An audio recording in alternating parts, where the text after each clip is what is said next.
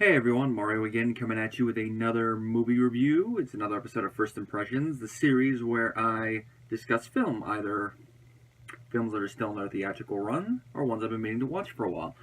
Technically speaking, this one falls into both, but it's more so the first one because the film premiered last night and I saw the first showing at the theater I went to with one of my acquaintances. Acquaintances slash friends. I'm not going to get into that whole grammatical little thing. Anyway, the film is Guardians of the Galaxy Volume 2, the long-awaited sequel to the 2014 film that a lot of people seem to think was going to be Marvel's first major flop, and boy, did they show them. I think the main reason is because it was directed and written by James Gunn, who before this wasn't really known for anything other than that one movie that everybody hated, with, the anthology film everyone hated. And yet I saw it and I'm like, okay, I could say this is a so-so film. It has good attributes, has bad attributes. I don't get why people are saying this is the worst film, or one of the worst films ever made. I don't get it. Anyway, I digress. A lot of the cast from the first film returned. Chris Pratt, Zoe Saldana, Dave Bautista, Vin Diesel, Bradley Cooper, Michael Rooker. And then, of course, we got Sylvester Stallone and Kurt Russell in roles, though Stallone's is a glorified cameo and Russell's is bigger, but I'm not going to get fully into his role other than the character he plays is Ego the Living Planet, which, when I first heard that, I'm like, okay, looking at the character, he's a living planet, but how are they going to explain that a human is playing him, which, it makes sense. Now, the film takes place a little bit after the events of the first film, just how long they never give any indication of, but what the Guardians did for the Nova Corps is well known, that they're being hired for stuff. At the beginning, they're hired by the Sovereign race, which is this race of aliens that basically control every aspect of their race. I mean, reproduction is done in a lab. So if you were to think of them as, they're like the Man of Steel Kryptonians, only a lot more uptight, and they all got gold skin. And they have to protect these one set of batteries from this monster. That's that monster we see in the trailer where Batista's character Drax goes in and starts cutting it from the inside. And the fight is a pretty good opener, and of course it has a musical moment in the credits like the first film, but instead of Star-Lord dancing, we got Little Groot dancing with seeing all the action in the background, which got a good laugh from the audience. And of course Gamora, she's very, very suspicious about what's going on, and some of Mantis's behavior does not make the situation better for her, so she's doing a little digging. She eventually runs into Nebula again, and they have a little moment together, which is a sisterly moment, which explains a little bit of Nebula's behavior in the first film, and it's a nice little touching moment, which, if there's one main theme of the movie, it is family. I mean, Gamora and Nebula have their own thing, Quill has this thing with his father, and a little bit of thing with his mother, because of course he's finding out how his parents met, and then there's a little reveal near the end that I'm not going to spoil in this video, because it does tie into the whole antagonist nature of the film. But it is a big moment. We do actually find out a lot about Yondu's past, about his group of Ravagers, and it also goes a little bit more into how and why he came to kidnap Peter Quill from Earth and why he never took him to Ego, and it makes a certain line he says at the end of the first film make a lot of sense. That guy was an asshole! And of course we even get a little brief flashback of him teaching Quill how to use those guns that he has.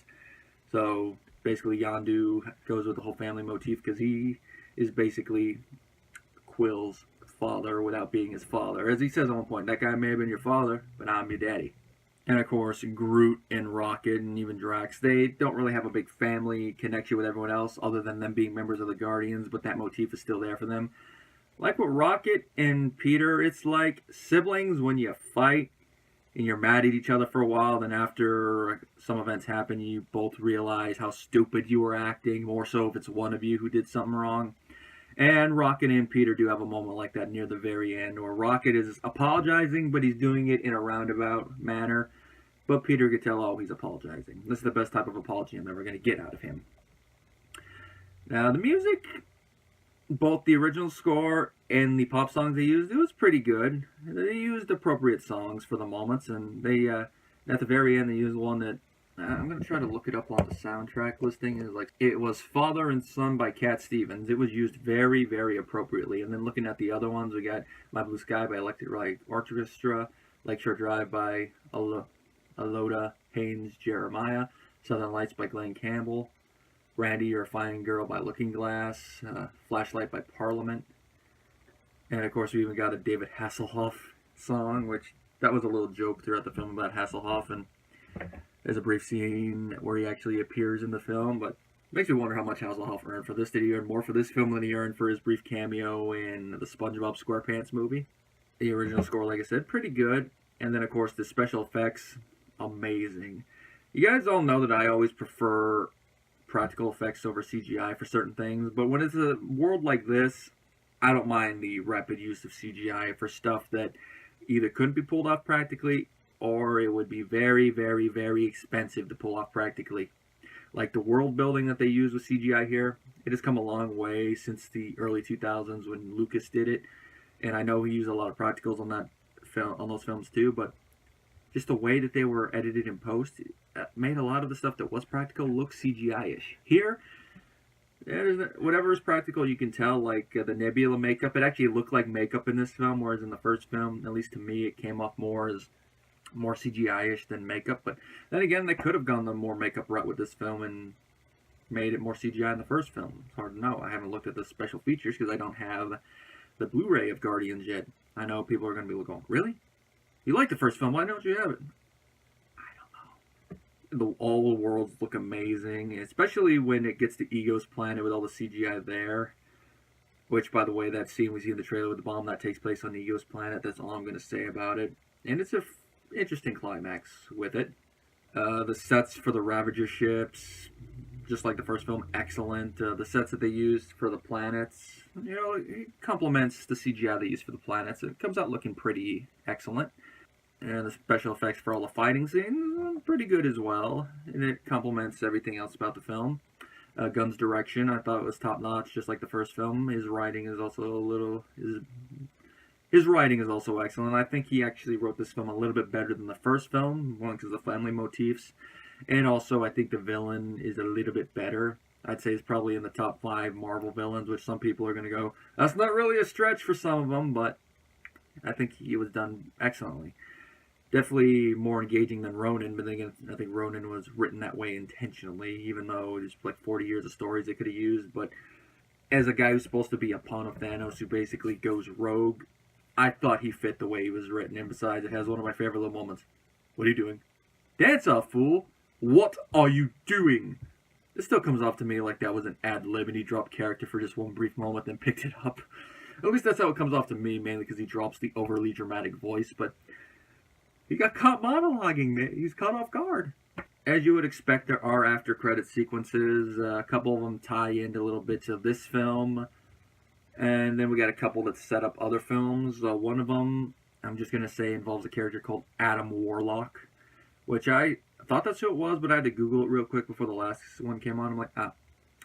And technically Stan Lee in this film has 2 cameo scenes. They're both the same place, but there are different points in the movie. One of them is the after-credit sequences involving the Watchers, which the moment I saw that, I'm like, oh, they're doing that to play into that one fan theory about him being one of the Watchers.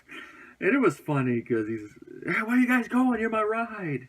That's all I'm going to say about it. But that's definitely one of my favorite Stan Lee cameos now.